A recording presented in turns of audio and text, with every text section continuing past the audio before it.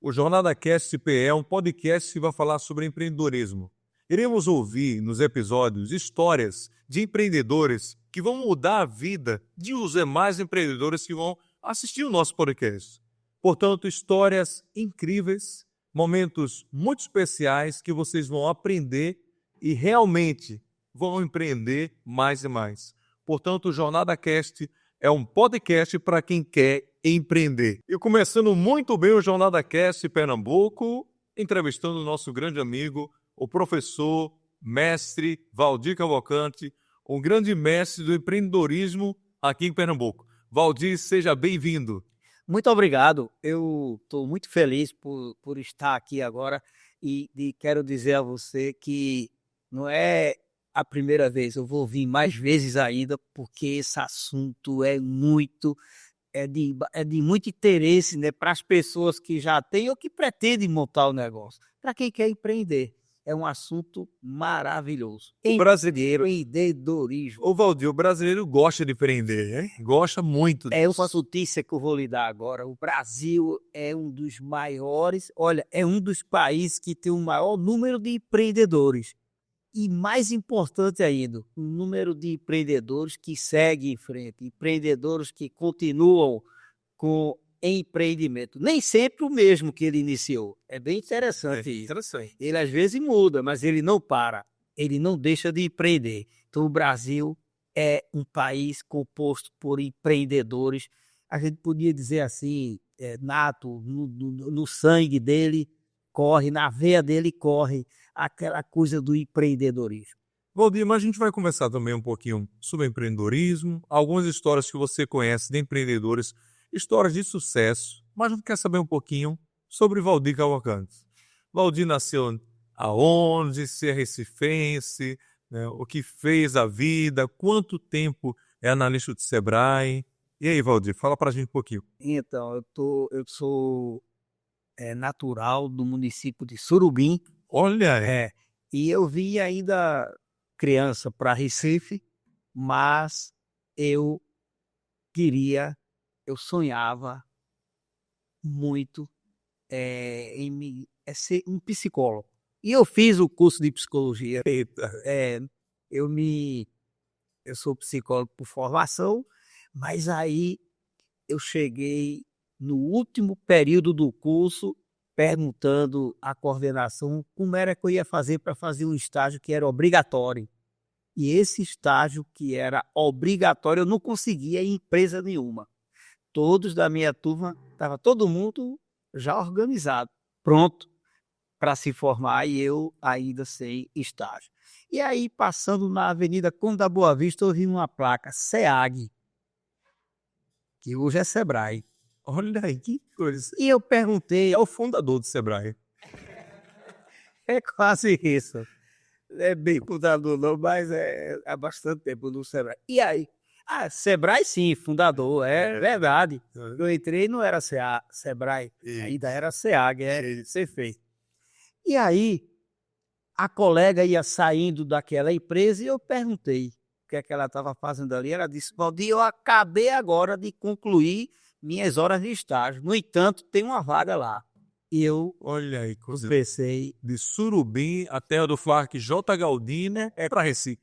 e eu comecei como estagiário do SEAG. Foi uma felicidade, porque só assim eu poderia me formar. Porque eu fiz a psicologia clínica e psicologia organizacional, que hoje é denominado de psicologia empresarial. Mas aí consegui, fiquei muito feliz, me formei, só que eu continuei no SEAG.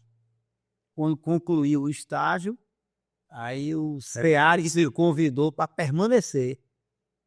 Eu fiquei mais feliz ainda. Foi meu primeiro emprego.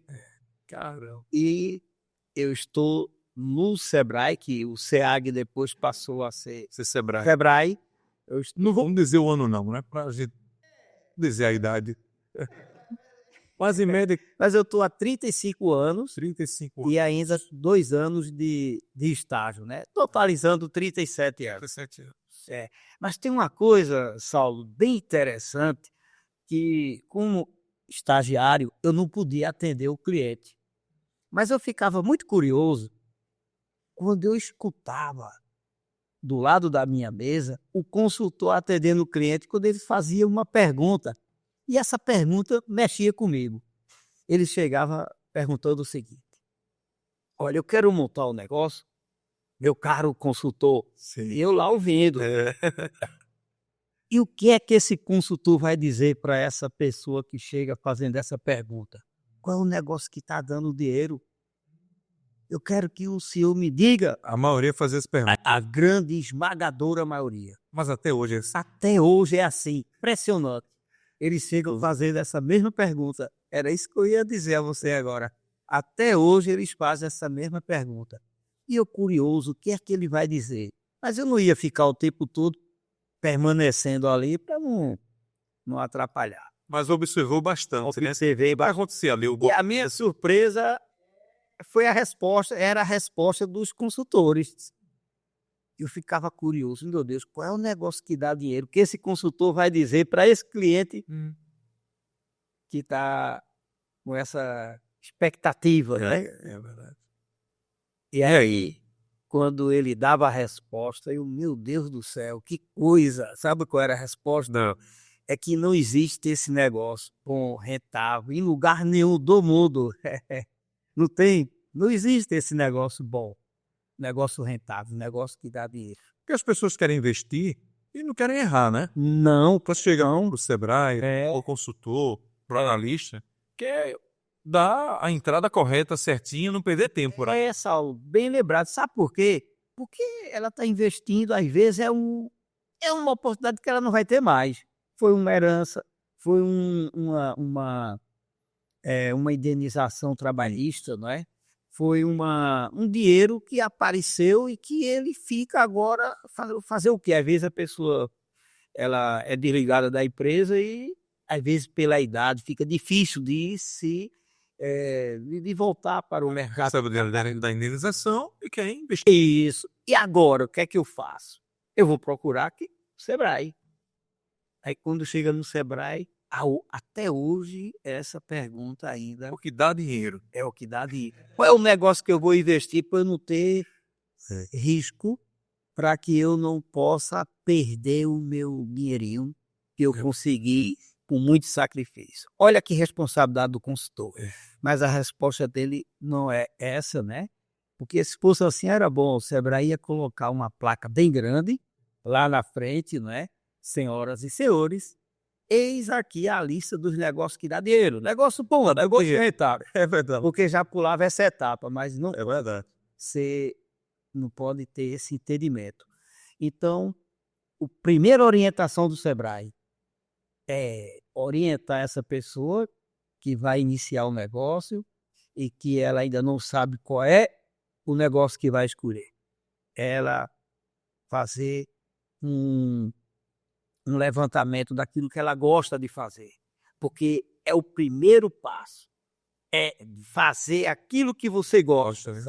Que tem habilidade, que é o dobro, quando ela aceita. Olha, não tem coisa pior do que você sair todos os dias de casa para fazer o que você não gosta. É verdade. Você fica olhando o calendário todo dia para ver quais são os dias de feriado. Olha, e quando a pessoa faz aquilo que ela gosta, ela nem procura ver esse dia da semana que ela não quer nem folgar, porque ela está motivada, ela está empolgada. E no mundo dos negócios, essa motivação, essa empolgação vai fazer coisas que nem a pessoa às vezes acredita. Meu Deus do céu, eu consegui isso. Isso eu vivencio no dia a dia no Sebrae. Isso é muito bom. O que você está falando agora está caindo como uma luva para muita gente que está assistindo aqui o podcast. Afinal, não é por acaso que o nome do podcast é Jornada Cast, que a vida do empreendedor é uma grande jornada.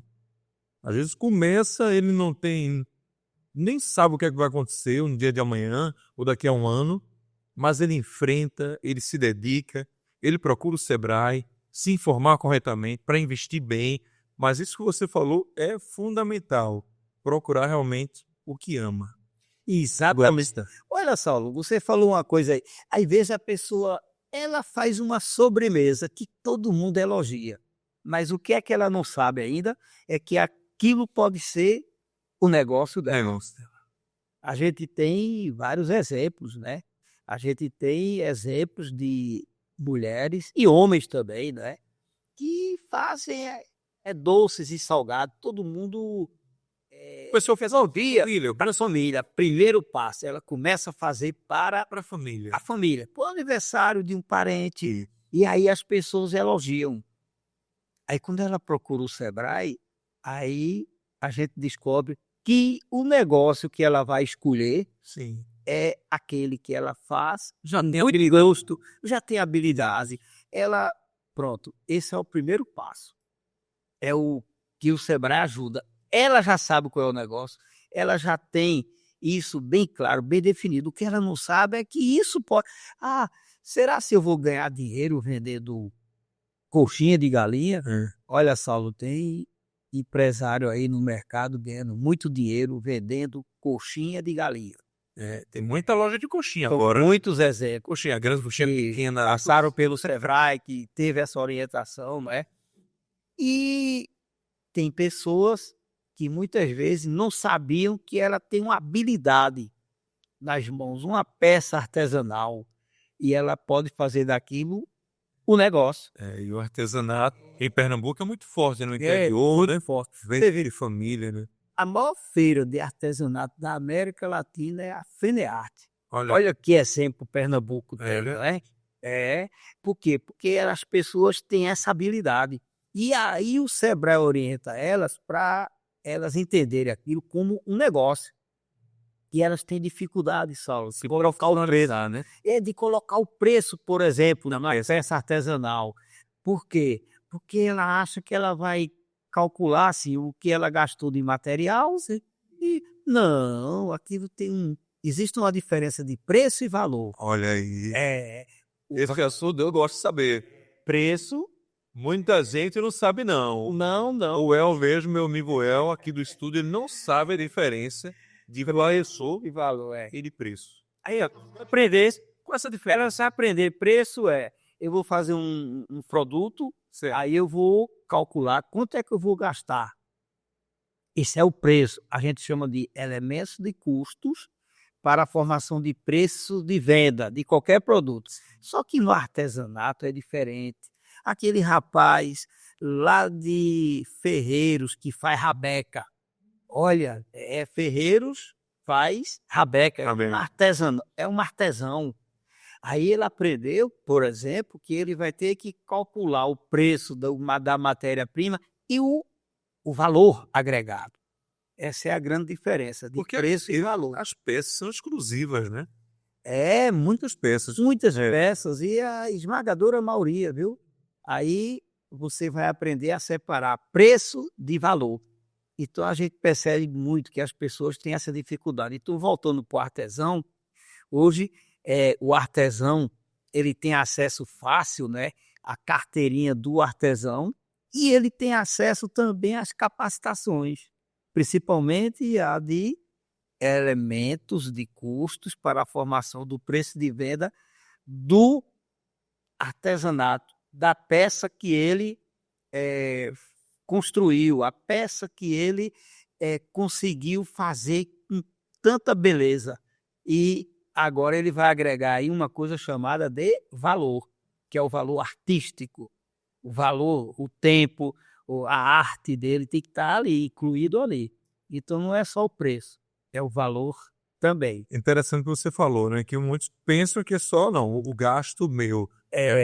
Tal produto, tal matéria-prima, isso aqui eu gasto com isso, pronto. Eu somo, boto R$20 na frente aí e é o preço do produto. E não é isso, né? E então hoje o artesão está entendendo que ele também é um empreendedor.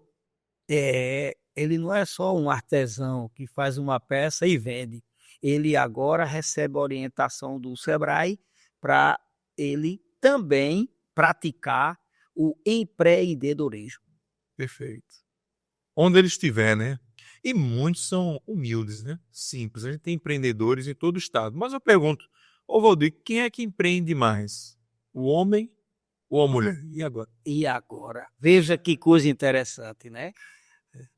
Agora, o número de mulheres empreendendo superou o número de homens.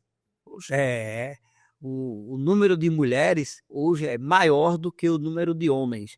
Então, chegou a ultrapassar os 50%. Olha, As empreendedoras, as mulheres, elas têm... É uma coisa que a gente tem percebido ao longo dos anos. Ela se detém muito a detalhes. sim. Eu acho que porque ela pratica muito isso em casa, né? E essa mulher, ela é muito comprometida quando ela inicia o negócio. Os homens também, mas às vezes as mulheres se sobressaem.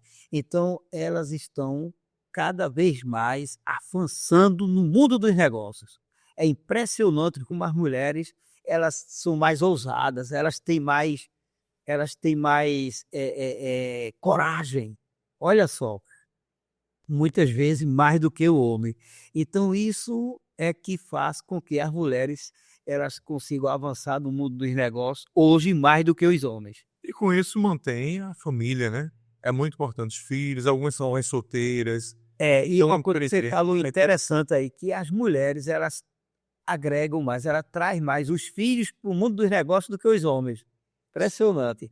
Ela envolve mais a família, ela envolve mais os filhos quando ela empreende. Ela traz para o mundo dos negócios e também. Isso aconteceu lá em Caruaru, eu fui para a feira, e tinha uma feirante, uma senhora, e ela disse, os 3 filhos meus também são feirantes.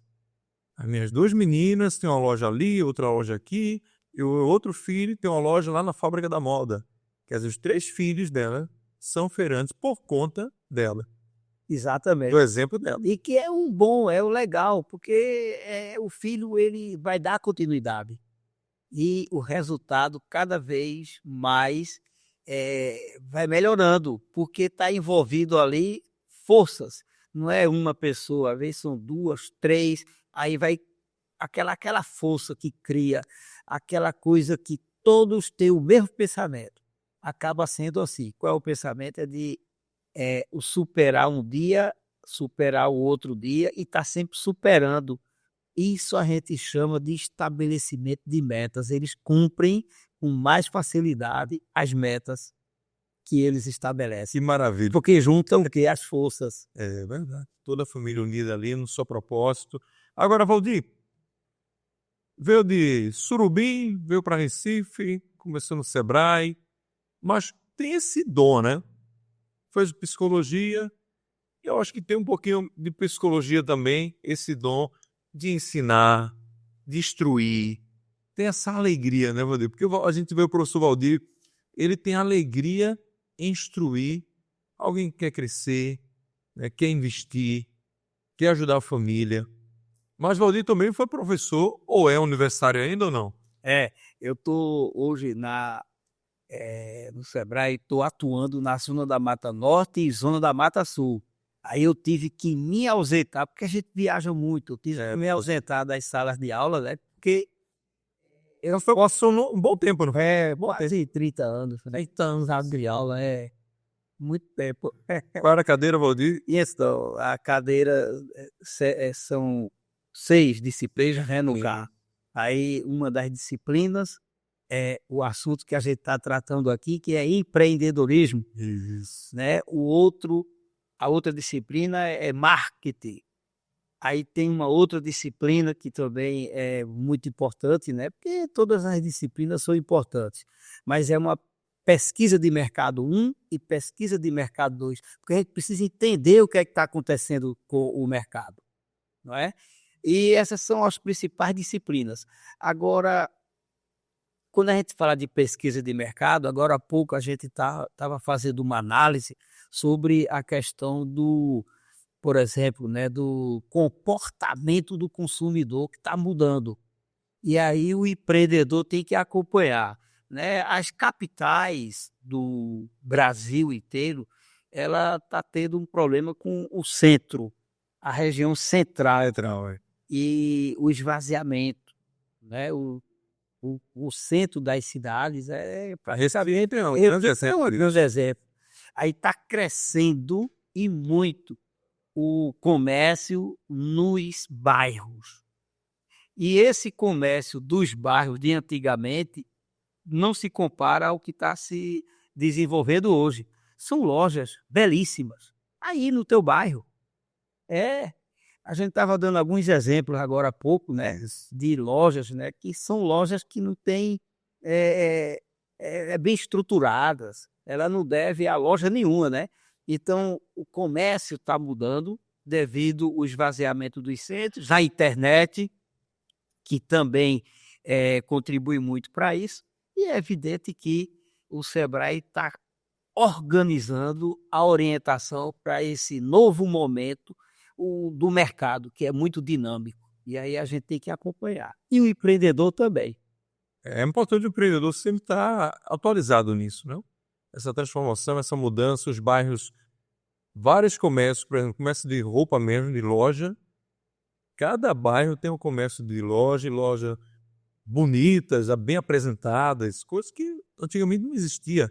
Em bairros, eu lembro, Valdir, que existia o quê? Era supermercado, era farmácia, né? Era um banco de feira ali na esquina. Então não tinha muito esses comércios, essas lojas específicas que tinha mais no centro do Recife. E agora, cada bairro existe o seu comércio. E um bom comércio. E isso é uma comodidade muito boa para o morador daquela localidade ali. É comodidade para o consumidor e um custo menor para o empreendedor, porque ele acaba pagando no centro da cidade, não hoje, mas quando existia um comércio intenso, era muito caro. Era muito caro alugar uma loja. Comprar, então, agora sim, eles estão acompanhando a mudança do mercado. Estão se instalando no bairro. E, às vezes, a loja é uma loja bonita. É uma loja que tem 2, 3, 4 empregados, gera emprego, gera renda. E no bairro onde ele mora, no bairro por onde circulam as pessoas que não precisam perder tempo se deslocando para o centro, né? O centro vai continuar, mas evidentemente que os bairros, né, estão evoluindo muito. E hoje a gente tem lojas climatizadas, farmácias de redes, né?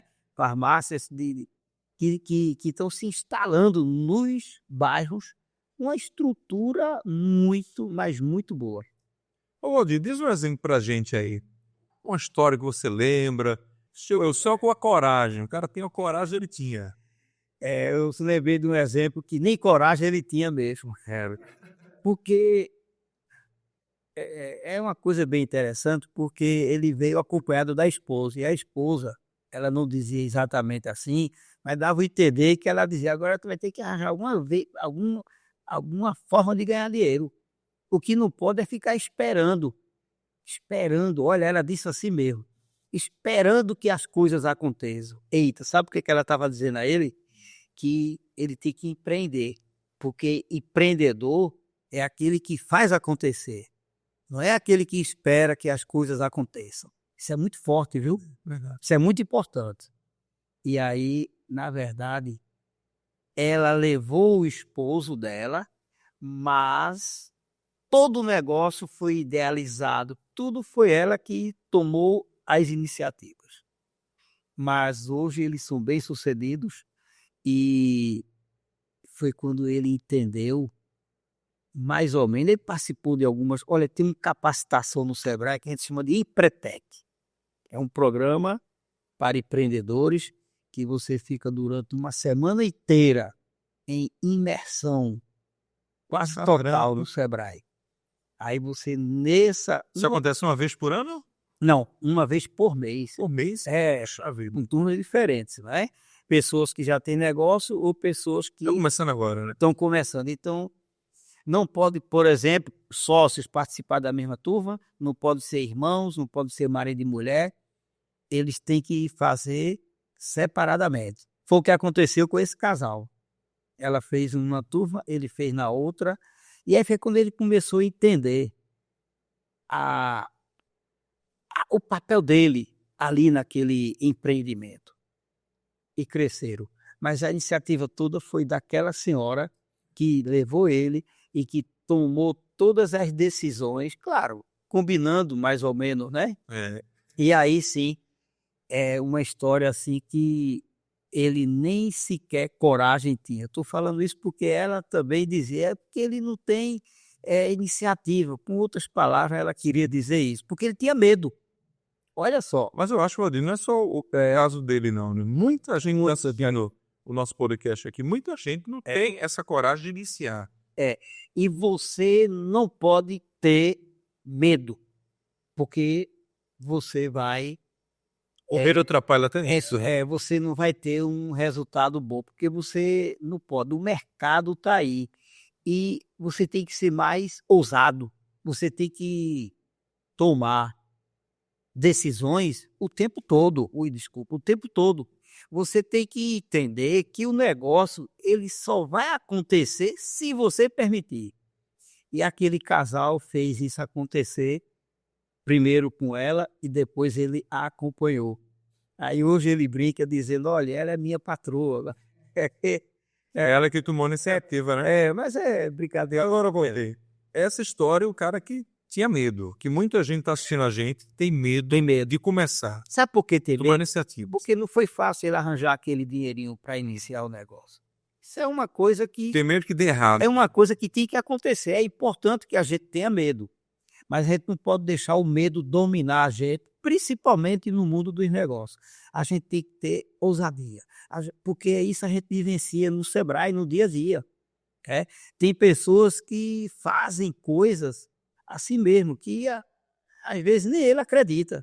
Caramba, eu fiz isso. Olha só. Deu certo. Eu nem sabia que eu era capaz de fazer isso. É a capacidade que ele desenvolveu de enfrentar. Olha, no mundo dos negócios você enfrenta todos os dias barreiras. As pedras estão lá e você tem que sair tirando para... E evidentemente que é outra coisa que o empreendedor não pode pensar, é que é fácil. Não é. Tem gente que acha que vai montar um negócio porque ele vai viver uma vida de rei. Daqui a um mês É. o dinheiro vai retornar todinho. Não retorna todinho daqui a um mês, mas de jeito nenhum. Então ele tem que entender que é difícil. E essa dificuldade não quer dizer que ele vá desistir, que é outra coisa que o empreendedor não pode. É desistir no primeiro obstáculo. Desistir no segundo obstáculo, no terceiro, no quarto. Porque isso vai estar acontecendo o tempo todo na vida dele de empreendedor. Então ele tem que aprender a enfrentar os obstáculos, porque vai estar acontecendo o tempo todo. Olha, não tem como o empreendedor se livrar. Mas você acha que o obstáculo é importante em crescimento desse empreendedor que está começando agora? É importante, por quê? Porque vem uma outra característica do comportamento empreendedor. É muitas vezes aquele obstáculo, aquela barreira que vai fazer com que ele identifique uma oportunidade de melhorar o seu negócio. Muitas vezes é isso. Deixa eu te dizer um exemplo prático até de um mercado. É porque a gente não pode falar o nome, né? Por causa da... Aí no Mercadinho, Isso. ele procurou o Sebrae porque ia chegar uma grande rede, que é um modelo novo, que estão chamando de atacarejo. Certo. E ele disse, pronto, acabou. Olha, o que estava ruim, piorou. Ele abria às 7h40 da manhã e fechava 10 para as 6. Sim. Esse era o horário dele. Mas, como todo comerciante que, no geral, ocorre no interior, né?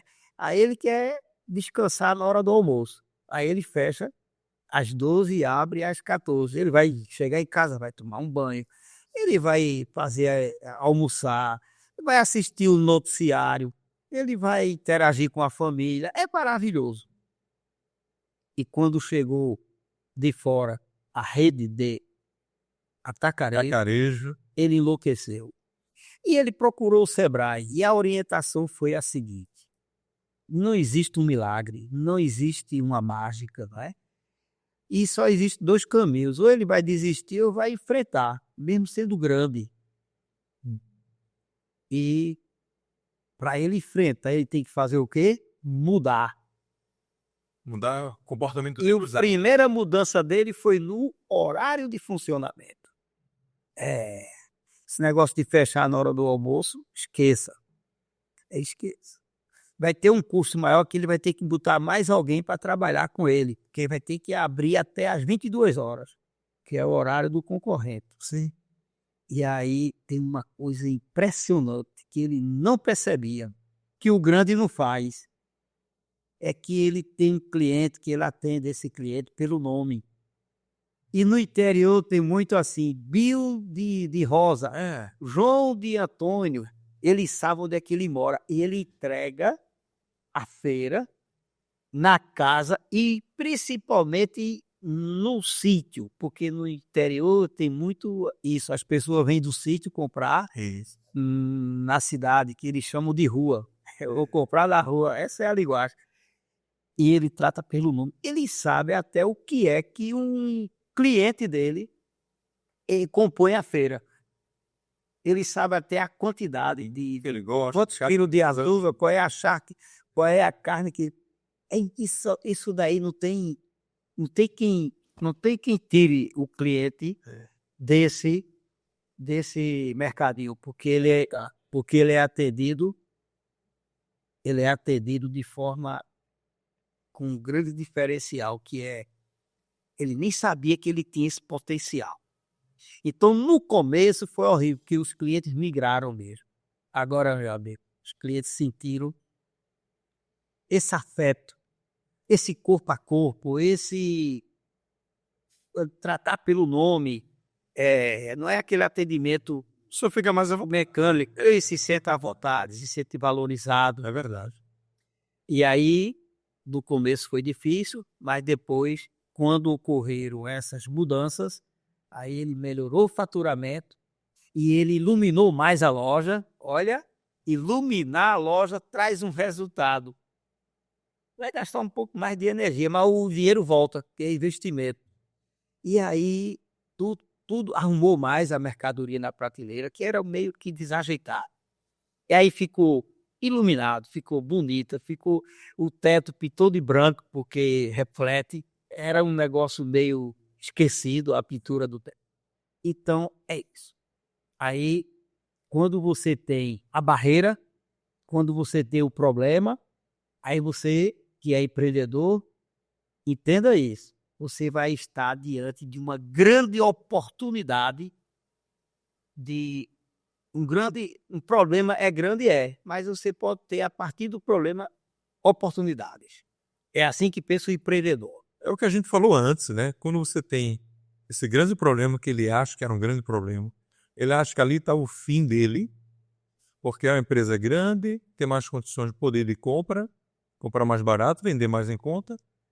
Só que foi muito bom para ele, porque ele se adaptou àquele momento, mas ele também se profissionalizou, fez algo bem melhor, a loja dele mudou por conta da situação. São muitos exemplos. Hoje são 3 mercadinhos, porque era para estar no mais de 20 anos com um. Então hoje são Agora ele tem 3. Então isso também aconteceu com uma loja de imóveis, que na frente da loja de imóveis estava chegando uma grande rede. Eu posso até citar o nome, porque essa já não existe mais. Ela foi vendida para outro grupo, que era uma loja por nome de Insinuante. E quando chegou essa loja, na frente da loja dele, aí ele não chegou a cair numa depressão, mas foi uma coisa. Ele ficou muito triste, ele perdeu a vontade de tudo. Porque agora vai me engolir, opa aí, na frente. E aí, mais ou menos o que apareceu lá naquele mercadinho como solução. Aí tem uma caminhonetazinha daquelas, na época era Sampa, Pampa, alguma coisa assim. Era. Caminhonetazinha pequena. Porque na loja dele o cliente não chega para comprar todos os móveis da casa. Não, não. O cliente hoje ele compra um sofá. Aí quando ele termina de pagar, aí ele compra a mesa. Terminou de pagar, aí ele compra, entendeu? Cama, é assim, é um por vez, porque ele não tem o poder aquisitivo, no bairro, né, do município de Camaragibe, na região metropolitana do Recife. E aí ele teve a ideia de botar uma placa, né, você compra agora e você leva agora. E a caminhoneta de ré com aquele dedo assim apontando para a caçamba, E aí o cliente chegava e perguntava, olha, se eu comprar agora, eu levo agora. E a senhora veio de quê? Eu vim de ônibus. Pronto, a senhora vai voltar de carro aqui na boleia. Aí a mulher, mas é mesmo, ué. E aquela outra loja são, em média, 15 dias para entregar. Isso, não entrega não. E quando. Sim, mas tem outro detalhe: você paga o frete. O frete paga. E ali você não paga o frete. E você leva na hora. Veja que diferencial. Então ele potencializou tudo isso. Também hoje tem 3 lojas de móveis. Passou mais ou menos 19, quase 20 anos também, com uma loja. E agora, então muitas vezes o concorrente, quando chega, que ele te incomoda e que quanto pessoas veem isso como problema, ele vê como oportunidade de melhorar o negócio dele. E quando isso ocorre, ele cresce. Que coisa maravilhosa. Eu acho que está tendo como exemplo para muita gente que está assistindo o nosso podcast aí. Agora, se você se acomodar, aí o seu negócio pode morrer. É esse o grande problema do empreendedor, é que ele não pode achar que está certo, que já está... Assim, 10, 15 anos, 20 anos ali. Não. Ele tem que... Olha, veja que coisa interessante, o mercado muda constantemente. O empreendedor ele tem que acompanhar as mudanças. Farmácia antigamente era um balcão. Agora a farmácia Vende de tudo. é uma porta só e ela vende também medicamentos. Se você entrar, é capaz de você encontrar medicamentos. Mas quase que 80% É verdade. é higiene pessoal. Vende até chocolate, Isso. até sorvete, até refrigerante. Também, né? Mudou o modelo de farmácia. Aí você que tem uma farmácia, você tem que mudar. Você não pode mais ficar ali no balcão atendendo. Suplemento alimentar, vende de tudo. É um modelo. Ele tem que acompanhar o modelo. E o mercado muda e o empreendedor tem que acompanhar a mudança do mercado. Ô Valdir, para quem está começando agora, próprio negócio, teve coragem, está com dinheirinho para investir, e aí, o que é que faz? Primeiro passo, em nenhum negócio ele deve achar que vai resolver no chutômetro. Isso era antigamente, que a concorrência... Mas deu certo com o vizinho. É. Meu primo tá bem ali, ó. E aí? Aí ele chega no Sebrae, meu vizinho, meu primo, meu parente, ele colocou um mercadinho, mas tá dando tão certo. Aí eu tô com vontade, eu vim aqui porque eu tô com um dinheirinho aí eu quero botar um mercadinho também. Não é lá não, é em outro local. E ele pensa que pelo fato do outro ter dado certo, vai dar certo com ele também. E aí, quando ele procura o Sebrae, ele recebe a orientação. Aí ele não segue 100%, mas no momento em que ele recebe as orientações, aí já vai diminuindo os erros. Ele não vai eliminar, ele vai diminuindo os erros. Então a orientação de um mercadinho é, por exemplo, onde é que ele vai colocar o pão para vender? É na frente da loja, é nos fundos da loja? Eu estou dando um exemplo assim, bem... Sim. Não é que todo mundo que vai no mercadinho, ele vai ver que o pão é lá atrás. É lá atrás. Porque tem um sentido. O cara que vai comprar pão lá no mercadinho, ele vai circular na loja e vai lembrar da manteiga, vai lembrar do queijo, vai lembrar do açúcar que ele vai botar no café. E aí é para atrair o cliente. Sardinha. Para outro produto. E aí o cara chegou e disse, eu vou botar um mercadinho, agora eu não quero botar nem pão, nem verdura, porque dá um trabalho danado, e pão não ganha nada. Verdura precisa. Eu quero... Aí ele, o que é que ele não vai vender? Olha, aí ele recebe a seguinte orientação, não, você vai botar pão, porque o pão é um gerador de fluxo. É o pão que vai gerar fluxo de manhã e à noite, final da tarde. Mesmo que a padaria, mesmo que ele não tenha a padaria, mas tem os fornecedores. A padaria que fornece para os mercadinhos. E muitos já estão instalando uma mini padaria. E a fruta e verdura, que é o desperdício grande, dá um trabalho danado, mas é a fruta e verdura, a hortifruta, que vai atrair clientes, principalmente no horário da manhã. a dona de casa preparar o almoço, Sim. ela vai, é um gerador de fluxo.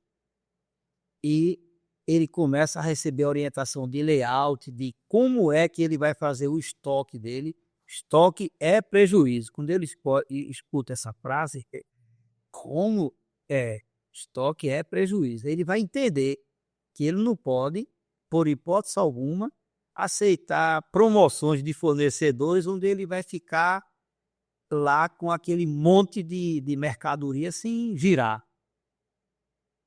Ele tirou, ele está praticamente enforcando o dinheiro, o dinheiro, deixa de girar. Aí fica aquele estoque ali, fica aquele dinheiro parado, né? Aí ele vai também receber uma orientação para ele aprender a comprar. Impressionante como é importante saber comprar. Porque se você não souber comprar, você vai gerar estoque. E o estoque é prejuízo. E principalmente se for perecível, porque tem data de validade. Isso é verdade. Aí ele vai receber outra orientação, que muitos não sabem a diferença de promoção, oferta e liquidação. Eles copiam. Existe essa prática de copiar. Você falou aí que o parente dele, que deu bem, aí ele começa a copiar e muitas vezes copiar o que o outro está fazendo errado. Ele viu, o cara falou em promoção, mas ele disse, eu vou fazer promoção também. Mas existe uma diferença, promoção, oferta e liquidação. Ele vai receber também essa orientação, para ele já começar acertando mais e errando menos. Ele vai continuar errando, mas, no entanto, errando Corrigindo, é melhor. menos. E aí ele começa a fazer uma coisa que todo empreendedor tem que chegar nesse ponto, que é o profissionalismo. E abandonar o amadorismo, porque o mercado não aceita mais. Então, colocar o preço do chutômetro, não pode. Ele tem que ter tudo certinho. E não é difícil, não. O pior é que não é difícil, isso é fácil. Ele recebe, como é que você vai fazer? Custo, tem uma coisa chamada custo fixo e custo variável. Olha só. Custo fixo. Eu estudei isso. É aquilo que você todo mês vai ter que pagar vendendo. Não dá. Aí ele aprende, caramba, isso é custo fixo. Que a palavra é toda. Não é isso. E o que é custo variável? Aquilo que você só vai ter o custo quando você vender a mercadoria, que é a comissão do vendedor, a embalagem, a entrega. Caramba, aí ele. Será justo isso tudo direitinho? Isso não garante o sucesso, mas isso vai ajudar Muito. a obter melhores resultados. Valdir, vamos dar uma mensagem bem objetiva, direta, para tantos e tantos empreendedores. O pessoal está começando agora, hoje há mais de 10 anos empreendendo. Mas uma mensagem direta para eles. Que eles continuem empreendendo, que eles busquem, né, mais aprendizado, mais informação. O que é que o empreendedor hoje em dia precisa? Então, a sua mensagem como professor, como expert em empreendedorismo do Sebrae de Pernambuco, né, há mais de 30 anos, pode dar sua mensagem, que é as suas considerações finais no nosso podcast de hoje. E então, eu quero dizer a você que já é empreendedor, e você que ainda não é empreendedor, mas pretende empreender, pretende iniciar um negócio, que primeiro passo, você tem que acreditar. Acreditar no seu potencial, acreditar naquilo que você vai fazer e acreditar que vai dar certo. Isso é muito importante. Eu quero dizer a você que não desista, porque desistir é o mais fácil. Empreendedor bom é aquele empreendedor que ele não desiste fácil.